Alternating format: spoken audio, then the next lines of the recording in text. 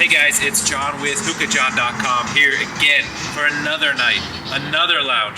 All right, today we came out to Temecula. We came to the Vapor Hookah Lounge, and I'm here with Ronnie, the owner of Vapor Hookah Lounge in Temecula. How you doing, bro? I'm doing good. Thank you guys so much for coming in. No problem. Tonight's a special night.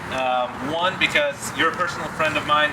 We've been dealing together for so many years. You've been asking me to come out, and finally I made it out tonight. It's been rough. It's about an hour drive for me, but Ronnie's a good friend of mine, and tonight we're going to hit two birds with one stone, right? That's right. Okay, so what do we have going on inside tonight? Well, we got Alchemist Blend out of San Diego. They're a new brand of tobacco. I think they're going to be really kind of making out really big, taking the industry by storm. Their blends are just amazing. They got good 20 flavors.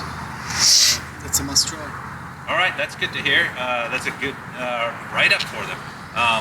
Inside, what I noticed is that you have actually a good variety of different brands and so forth. So what we're going to do, we're going to go inside as usual, show you the lounge, show you the Alchemist Blend setup, what's going on in there, right? So let's go on in. All right, appreciate it. Let's go. All right.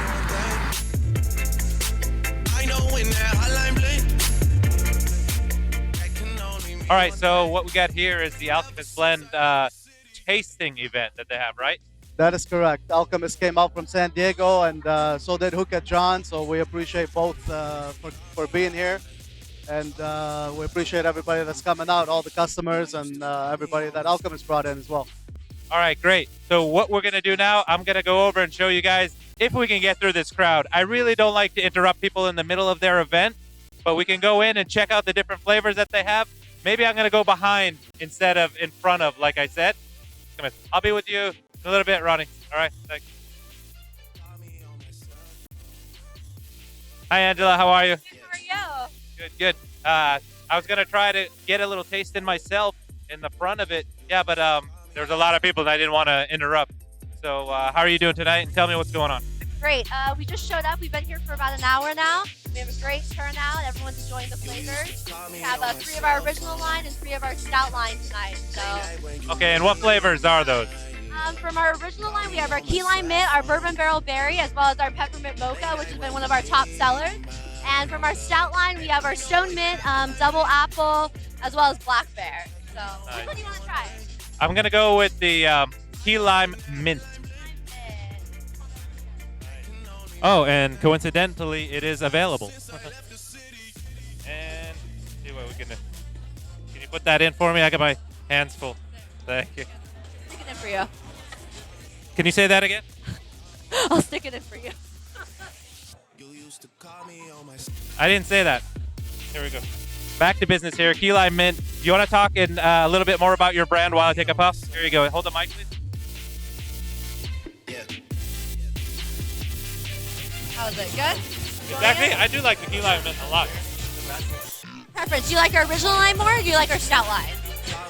Depends on the flavor. Like, but I want to focus on the key lime mint. The reason I like it is because I'm more of a citrus person, I'm more of a mint person. Right. So this one is just right up my alley. It's not similar to other citrus mints. Right. So it's doing really good. Hey, Ronnie, how are you? Good. Actually, I hope they could hear us talking about all that. But what I was saying is I like citrus and mint. So the key lime mint is right up my alley, and it's not similar to other ones. That really is what people really like, that our hookah lounge, and they're loving it over there. Stone Mint is one of my favorites, and Nectar of the Gods is an awesome. So, Ron over here at Vapor Lounge, he has our complete line now. So if you guys want to order it, come check out Vapor Lounge in Temecula because he's carrying everything. Appreciate it. Thank you guys for coming out. No problem. Angela, thanks a lot. I'm going to go walk around with Ron a little bit, and I'll be back to taste some more of your flavors, all right? Thanks for coming out. You got it.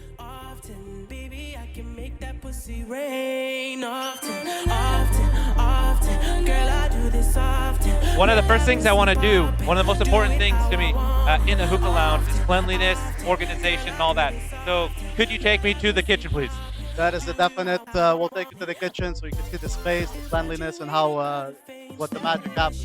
Okay, Ron, lead the way, please. One of the most important things to me is the back room, the kitchen of any hookah lounge. So come on in and let's check it out.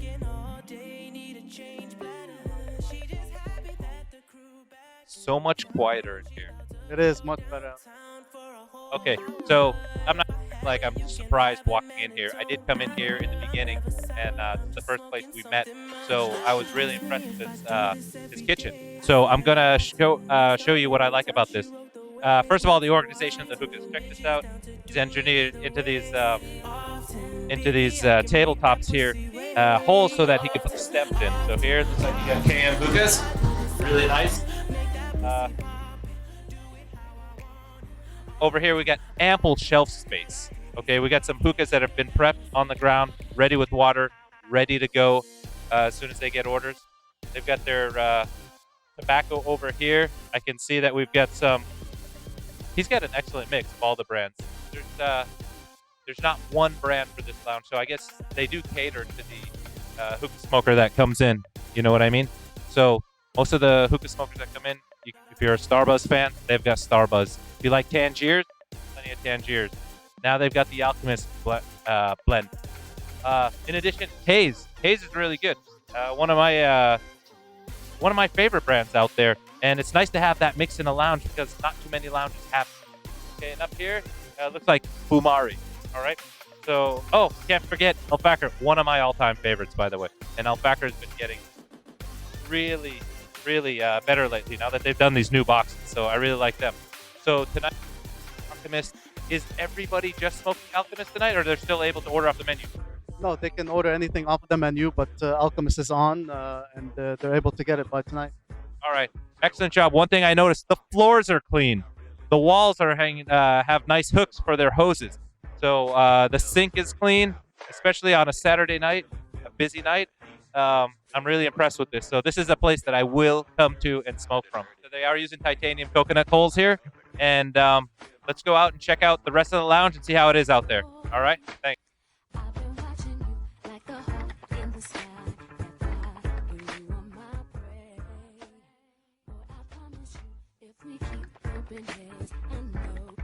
So we're here at Vapor Hookah Lounge in Temecula, California, with Hookahjohn, and we're gonna ask him a couple questions.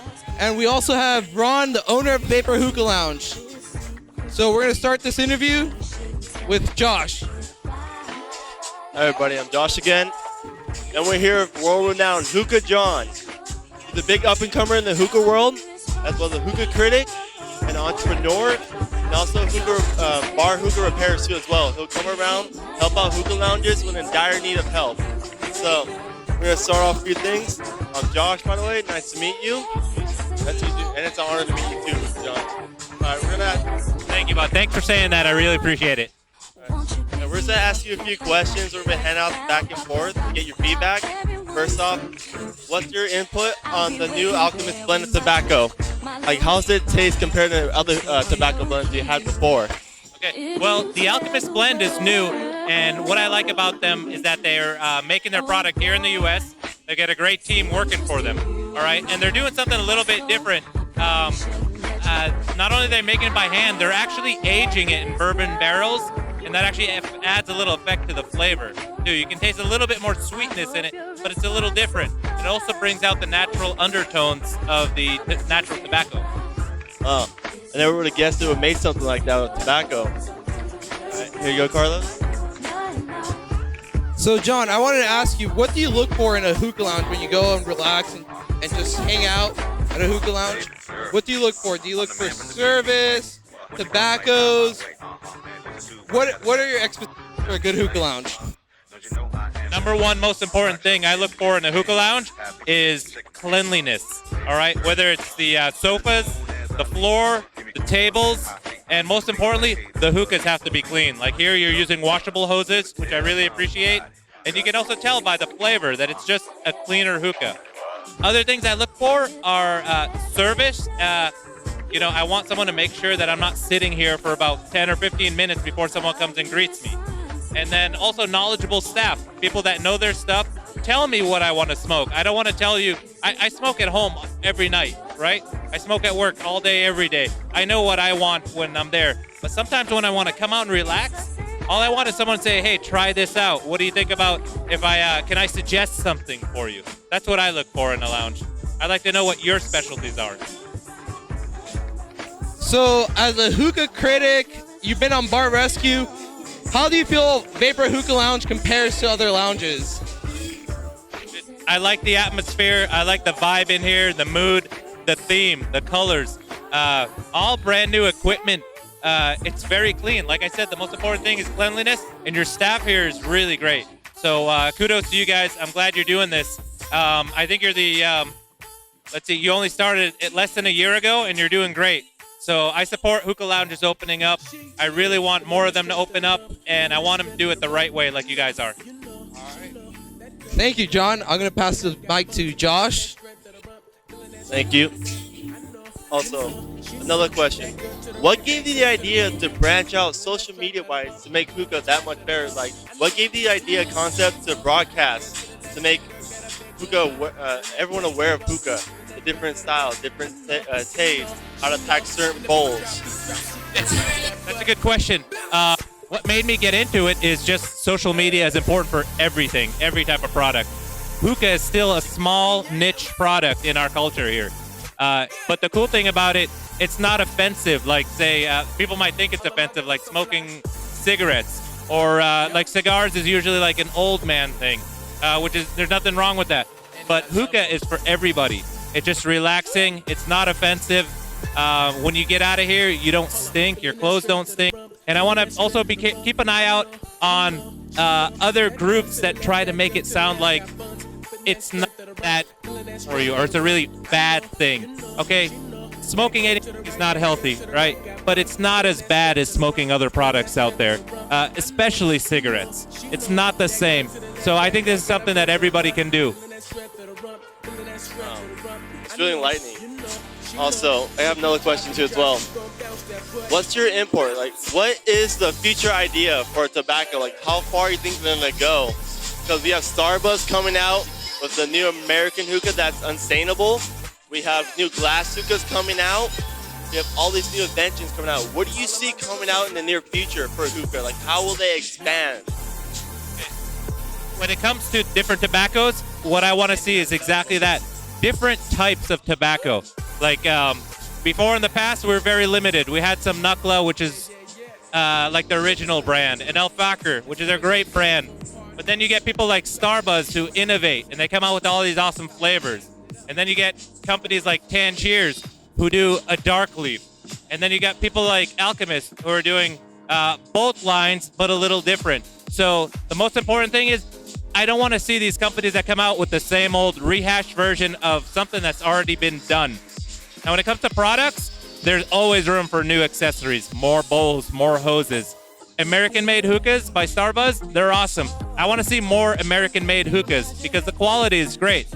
You can go to China and you can get quality hookahs. You just got to pay for them. And what I want to see less of is the cheap junk that comes out of China. You know, because you bring in cheap junk, cheap charcoal, you're going to make people stay away from hookah. We want products that get people more excited about hookah. You know, so someone who's been smoking for 10 years, try to impress that guy. You know, give him something new that'll impress him.